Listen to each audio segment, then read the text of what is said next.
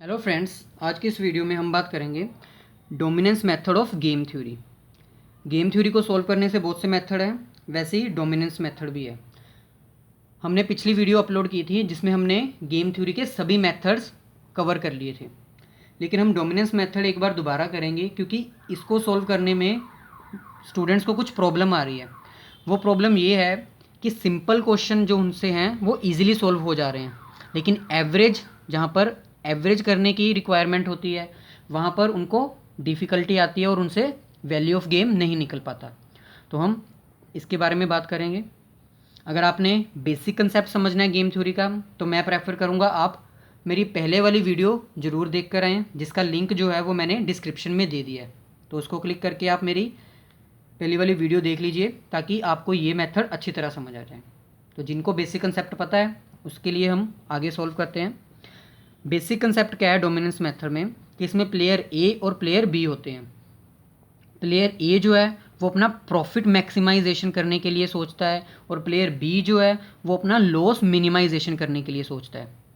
एक का प्रॉफिट दूसरे का लॉस, ये तो हमें पता ही है। जैसे फॉर एग्जांपल प्लेयर ए के पास जो है वो कोका कोला की एजेंसी है और प्लेयर बी के पास पेप्सी की एजेंसी है। अगर प्लेयर ए को प्रॉफिट हो रहा है, उसकी कोका कोला ज़्यादा बिक रही है, तो इसका मतलब प्लेयर बी को लॉस हो रहा है क्योंकि पेप्सी कम बिकेगी। क्यों कम बिकेगी? क्योंकि ये एक दूसरे के सब्सटीट्यूट हैं। प्लेयर ए और बी कॉम्पिटिटर हैं। अगर कोका कोला ज़्यादा बिक रही है तो ऑब्वियसली जो पेप्सी है वो कम बिकेगी। तो ये जो है बेसिक कंसेप्ट है, क्वेश्चन में हमने इसी को यूज़ करना है। अगर ये कंसेप्ट आपको अच्छी तरह समझ आता है तो ही हम क्वेश्चन सॉल्व कर सकेंगे।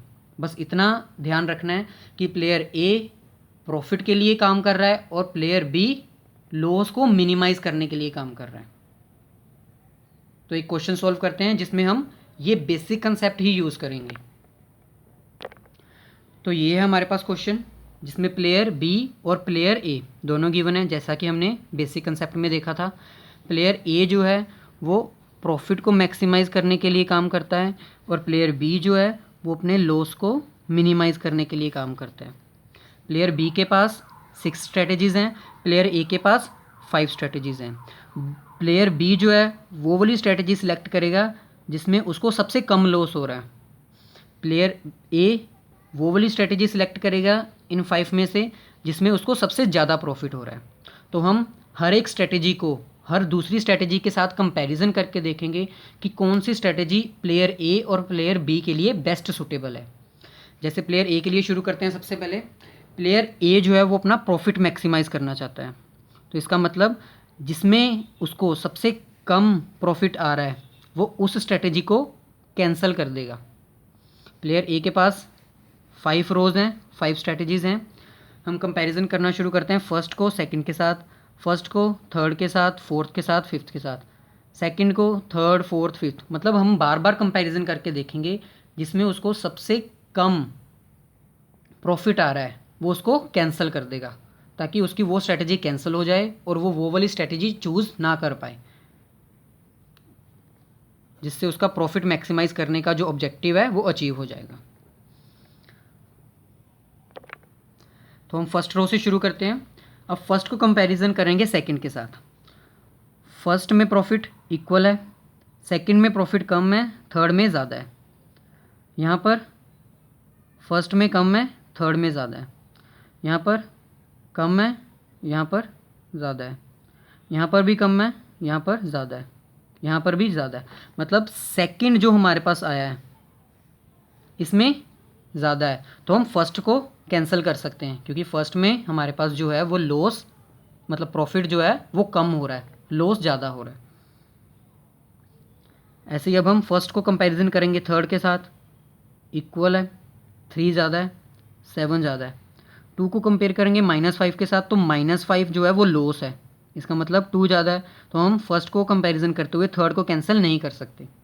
ऐसे ही हम सबको कैंसिल करेंगे जब तक हमारे पास 2/2 का मैट्रिक्स नहीं आ जाता। 2/2 मतलब 2 रो और 2 कॉलम का मैट्रिक्स नहीं आ जाता। बी के लिए भी हम ऐसे ही करेंगे। बी के लिए लॉस मिनिमाइजेशन करने का प्रॉफिट है कि उसका लॉस जो है वो कम हो जाए। तो वो क्या करेगा, जिसमें उसके पास ज़्यादा लॉस आ रहा है वो उसको कैंसिल कर देगा। जैसे फर्स्ट है, इसमें सबसे ज़्यादा लॉस आ रहा है एज़ कंपैरिजन टू सेकंड, तो वो इसको कैंसिल कर देगा। तो आई होप आपको बेसिक कंसेप्ट समझ आ गया होगा। अगर आपको ये बेसिक कंसेप्ट समझ आ गया कि ए कौन सी रो को कैंसिल करेगा और बी कौन सी कॉलम को कैंसिल करेगा, तो आपका क्वेश्चन ईजिली सोल्व हो सकता है। तो चलिए अब हम कैंसिल करना शुरू करते हैं। तो मैं अपनी कन्वीनियंस के लिए इस रो को कैंसिल करने लगा हूँ as comparison to this.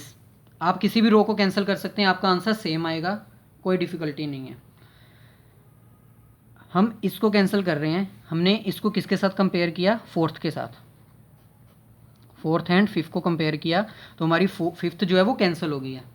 Check कर लेते हैं, 4 4 इक्वल है, कैंसिल कर सकते हैं, 3 3 इक्वल है, कैंसिल कर सकते हैं, 4 बड़ा है 3 से, तो 3 को कैंसिल कर देंगे, -2 -1, -1 बड़ा है तो -2 कैंसिल हो जाएगा, 2 2 इक्वल है, 2 और 2 इक्वल है, इसका मतलब हम इसको कैंसिल कर सकते हैं।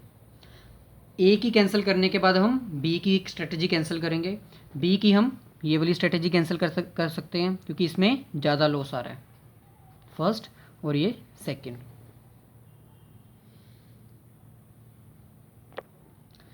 अब अगर हम बी की कैंसिल करेंगे तो हमारी कोई भी कैंसिल नहीं हो रही, ये मैंने चेक करके बताया, आप एक बार चेक कर सकते हैं अपनी तरफ से भी। अब हम ए की अगर कैंसिल करना चाहें तो कैंसिल नहीं हो सकती, क्योंकि हर एक रो में कोई ना कोई वैल्यू छोटी है और दूसरी वैल्यू बड़ी है। जैसे एग्जांपल 3 और 3 इक्वल है, 1 और 7, 7 बड़ा है 1 छोटा है, इसमें 3 बड़ा है और -5 छोटा है, तो मतलब हमारी जो है वो कैंसिल नहीं हो सकती। कैंसिल करने का रूल यही है कि सभी एलिमेंट्स जो हैं वो बड़े होने चाहिए या फिर छोटे होने चाहिए। जैसे इसमें था, फिफ्थ के सारे एलिमेंट्स फोर्थ के कंपैरिजन में छोटे थे तो हमने कैंसिल कर दिए।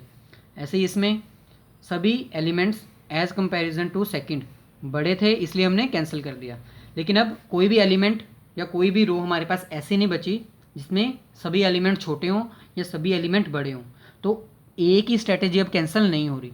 यही प्रॉब्लम आती है बच्चों को कि इसके बाद कौन सा स्टेप। इसके बाद हम बी की चेक करेंगे, अगर बी की भी कोई लाइन कैंसिल नहीं हो रही तो हम एवरेज मेथड इसमें अप्लाई करेंगे। तो बी की लाइन चेक कर लेते हैं। जैसे हमारी ये सेकंड लाइन है, as comparison to this, as comparison to this बड़ी है तो हम इसको भी कैंसिल कर देंगे। फर्स्ट कैंसिल ये की, सेकंड कैंसिल ये की, थर्ड हम इसको कैंसिल कर देंगे। अब इसके बाद हमारी कोई भी कॉलम या कोई भी रो वो कैंसिल नहीं हो पा रही है, तो अब हम इसमें एवरेज मेथड लगाएंगे। अब एवरेज मेथड कैसे लगाना है,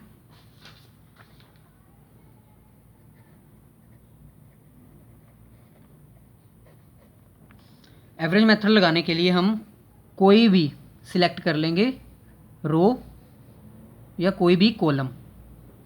जैसे हमने फर्स्ट ए की सिलेक्ट की, फिर बी की, फिर बी की, अब हम ए के सिलेक्ट कर लेते हैं क्योंकि बी की 2 कैंसिल कर चुके हैं, ए के सिर्फ एक ही कैंसिल हुई है, इसलिए अब हम बी की कैंसिल करेंगे। तो बी की कैंसिल करने के लिए हमें रो सिलेक्ट करनी पड़ेगी।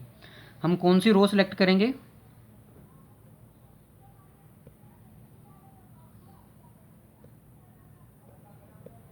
कोई भी 2 रो सिलेक्ट कर सकते हैं।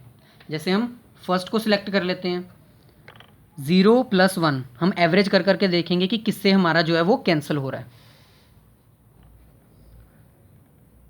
फर्स्ट और सेकंड को कर लेते हैं पहले, फर्स्ट एंड सेकंड को, 0 + 2 / 2, तो ये हमारे पास आ गया 1।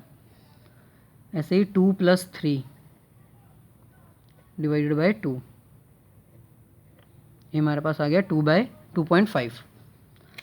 1 + 2, ये हम एवरेज कर रहे हैं, इसी को हम एवरेज मेथड कहते हैं, 1.5। ऐसे ही ये भी 1.5 आ जाएगा। तो हमने इन 2 रो को सिलेक्ट किया।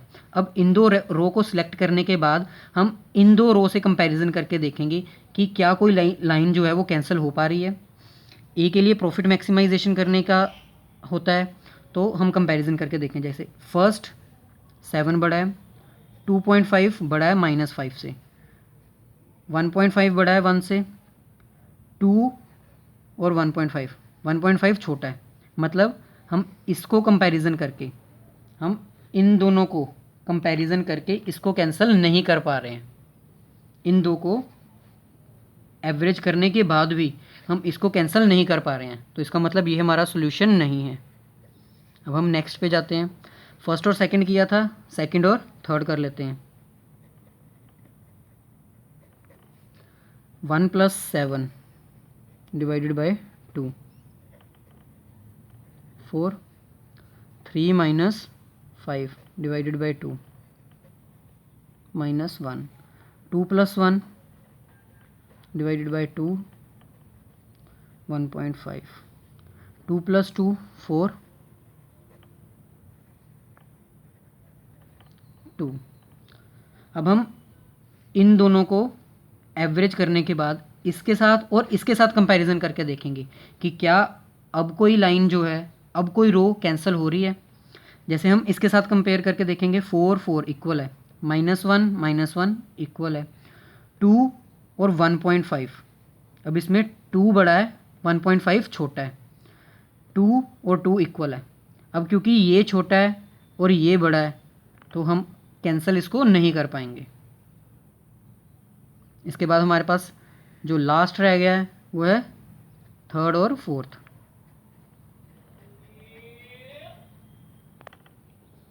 तो इसको भी अब हम ऐड करके देख लेते हैं क्या ये कैंसिल हो रहा है।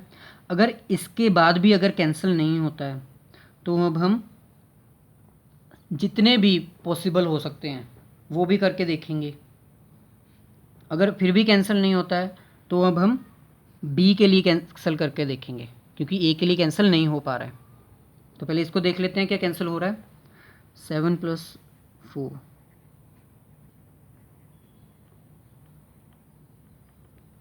-5 -1,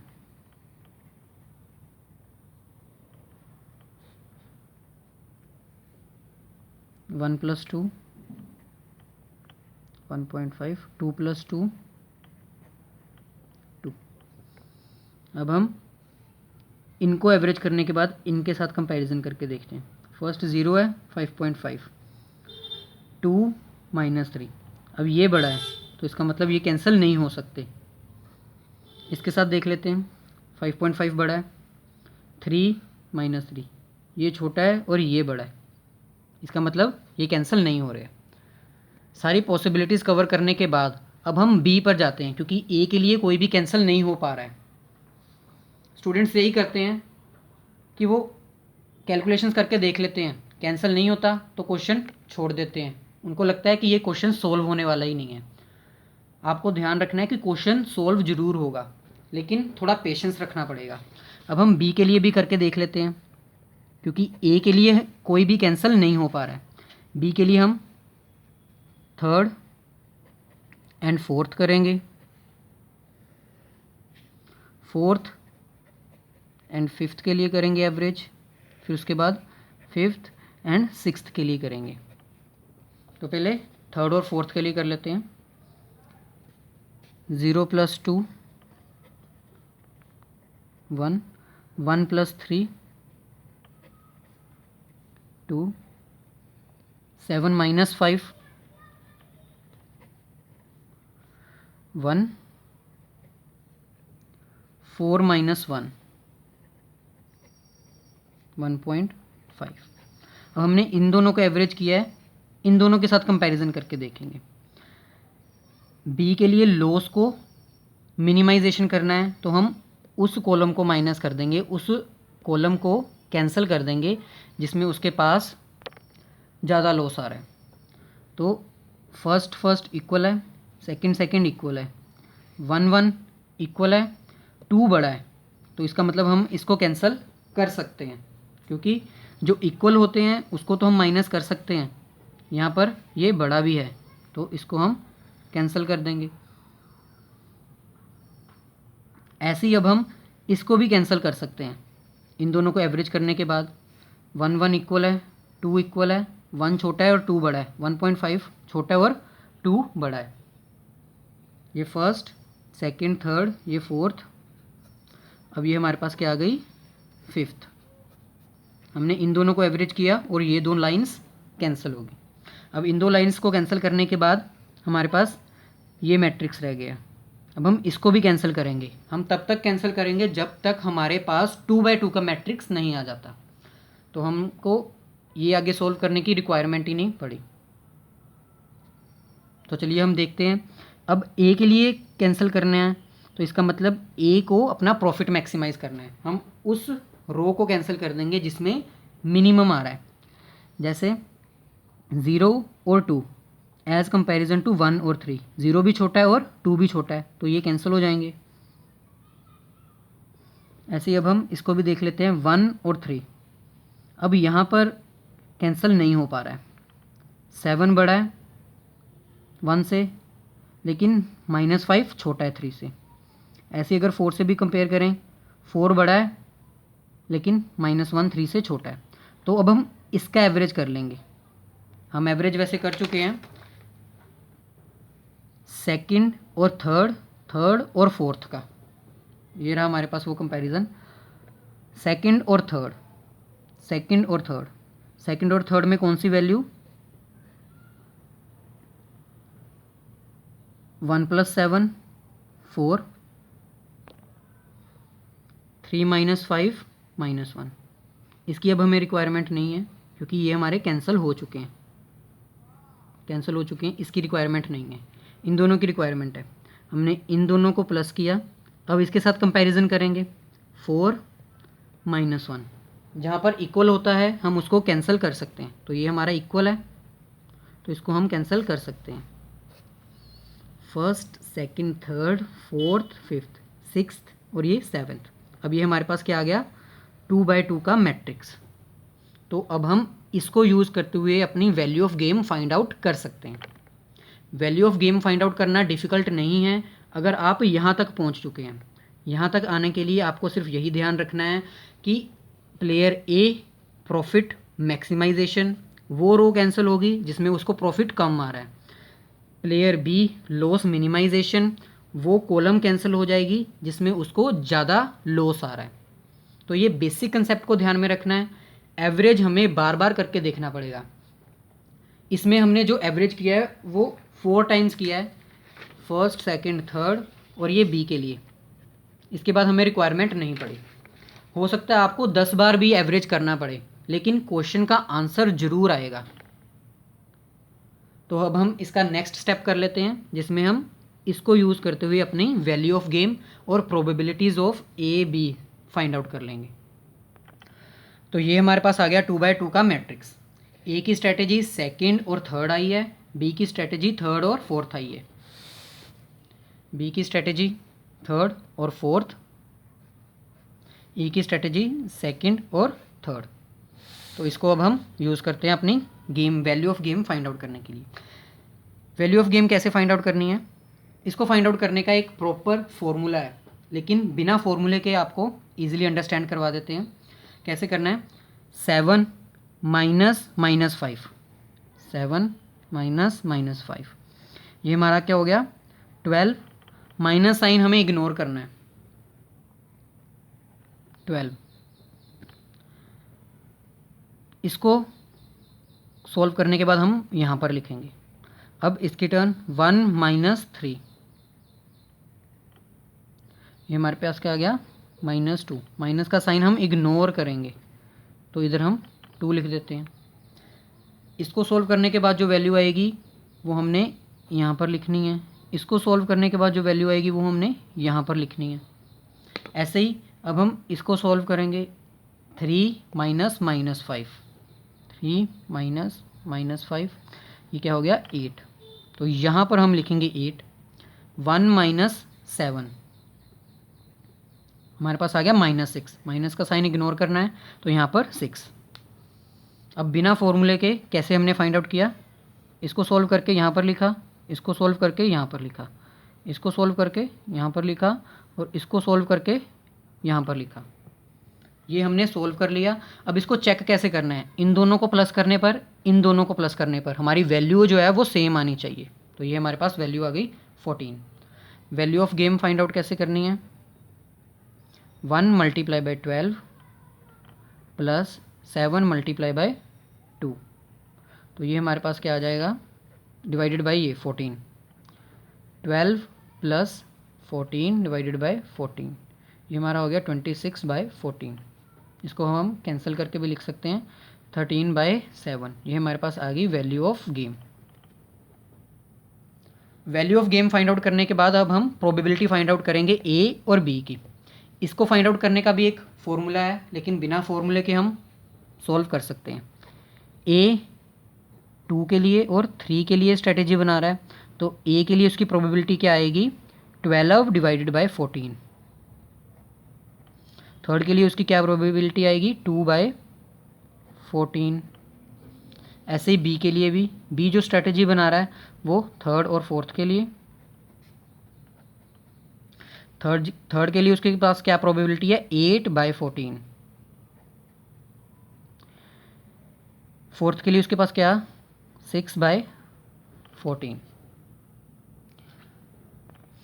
तो हमारा आंसर क्या आ गया, वैल्यू ऑफ गेम